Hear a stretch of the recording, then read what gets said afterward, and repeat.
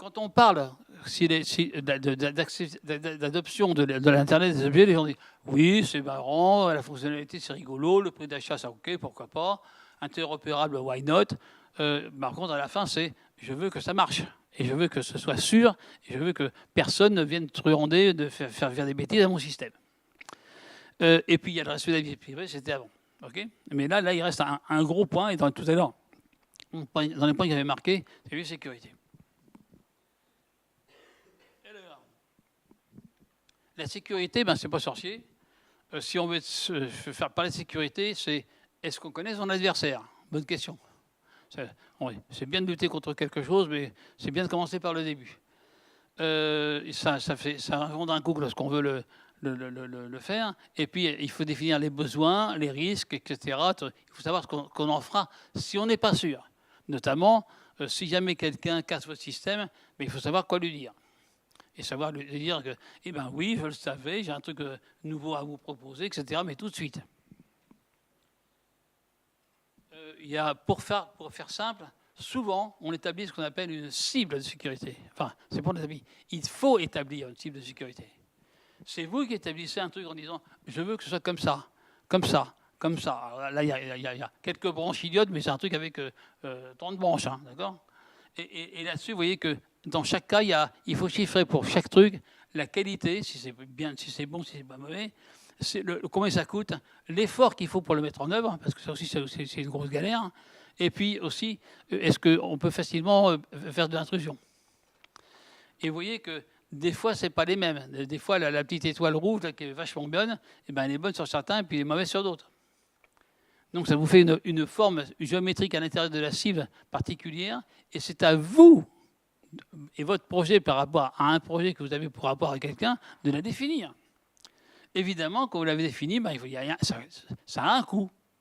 Ça a un coût. Alors maintenant, vous êtes d'accord pour le coût, vous n'êtes pas d'accord sur le coût.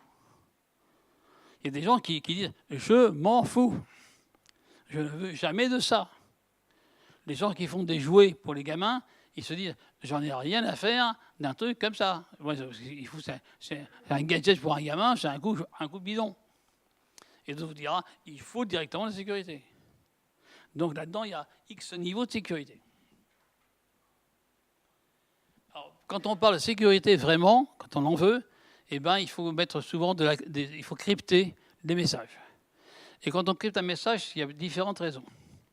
Il y a d'abord, on veut que le message qui part de quelque part arrive quelque part et que rien ne lui soit arrivé, tel qu'il est. Je dis bonjour, et j'espère que vous avez reçu proprement bonjour.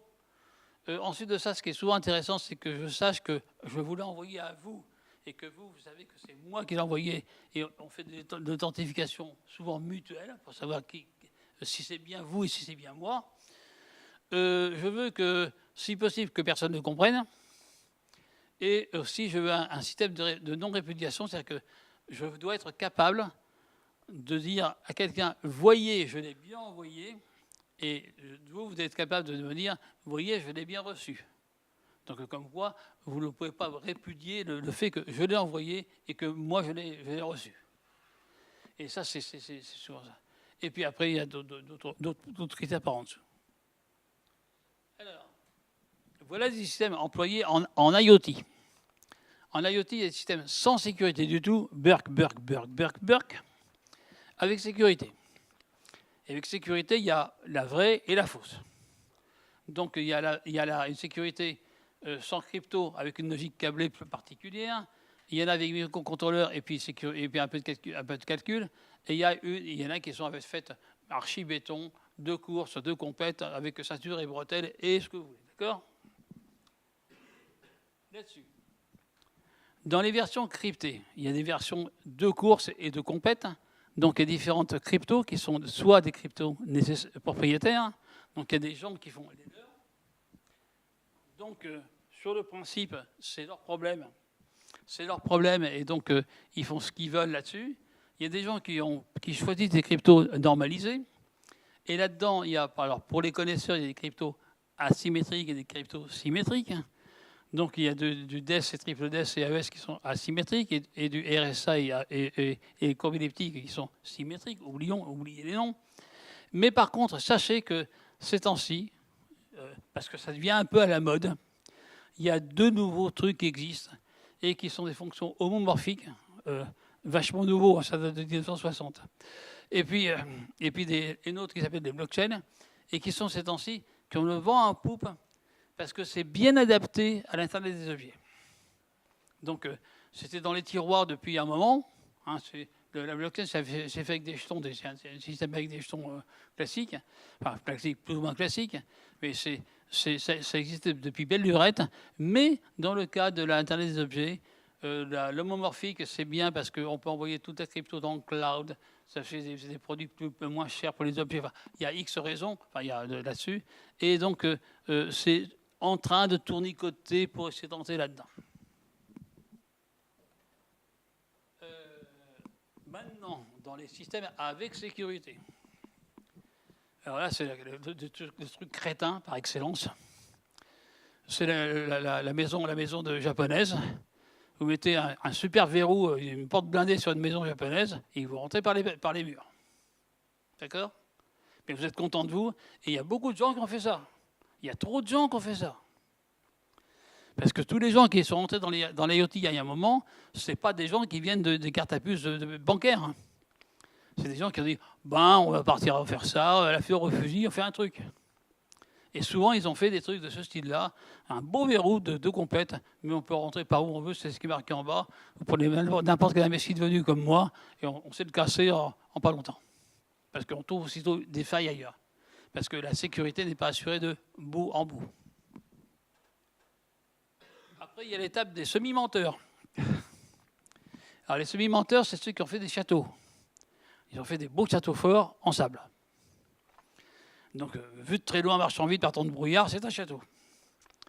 Et puis après, c'est vrai que ils ont un petit peu fortifié, mais il y a encore des tas de... Ils ont fortifié pour faire semblant de fortifier, pour dire j'ai fait un château. Donc, ils ont fortifié quelques points qui sont vachement à la mode, dont tout le monde parle, et pour ne pas mourir idiot, ils l'ont fait. En gros, c'est ça. Et ça trompe beaucoup de gens qui font de l'IoT, parce que ces temps-ci, beaucoup trop de gens qui sont là-dedans disent « Ah ben, ça va être suffisant ». Mais la vraie demande et le vrai défi, parce que là, je suis dans la classe défi, hein, le vrai défi, c'est de faire un truc qui tienne la route, et non pas un truc pipeau. Donc les trucs pipeaux, les gens en ont marre. Parce que les trucs pipeaux, tous les gens maintenant commencent à savoir qu'ils sont vulnérables. Et donc, la solution de compète, c'est celle-là. C'est château fort, des donjons, des ponts de vie, des douves, des oubliettes, ce que vous voulez. Enfin, toute la panoplie archi complexe qui fait que le château, pour arriver au donjon, il faut être balèze. Et en plus, c'est en cas où le donjon soit attaqué, on y fout le feu quand on est dedans, de manière à ce que même l'ennemi n'ait rien en arrivant. Mais c'est une autre paire de manches. Et ça, c'est tous les gens qui étaient dans les cartes à puce bancaires, hein, qui sont rodés à ça et qui avaient ce qu'on appelle des secure elements, qui savent faire ça. Et c'est maintenant que tous les gens se rendent compte qu'il faut mettre presque partout, en IoT, un secure element. Partout. C'est-à-dire que vous avez un petit bestiau, un petit objet qui vaut 3 sous, et manque de chance, il faut leur rajouter un gros module à côté pour le rendre ce château fort. Et aussitôt, quand le type vous dit « Ah ben, mon truc coûtait pas cher et je suis forcé de mettre ça dessus », ça devient invendable ou inachetable. Donc, c'est un défi maintenant pour le côté complètement sécurité, prix, intelligence de l'histoire à résoudre. Ça, c'est un vrai défi. Voilà, monsieur Secure Element. Donc, un vrai Secure Element est censé au moins résoudre 100 fonctionnalités particulières d'attaque. Il y a des attaques avec des bouées de l'huile bouillante, avec ce que vous voulez. Enfin, il faut tout résoudre. Sinon, ça ne marche pas. Et souvent, les faux systèmes dont je parlais avant, les vrais faux systèmes, ils en font 5-6. Évidemment, quand vous faites 5-6 sécurités, ce n'est pas le même prix qu'une centaine. Hein. Il n'y a pas de sortie. Hein.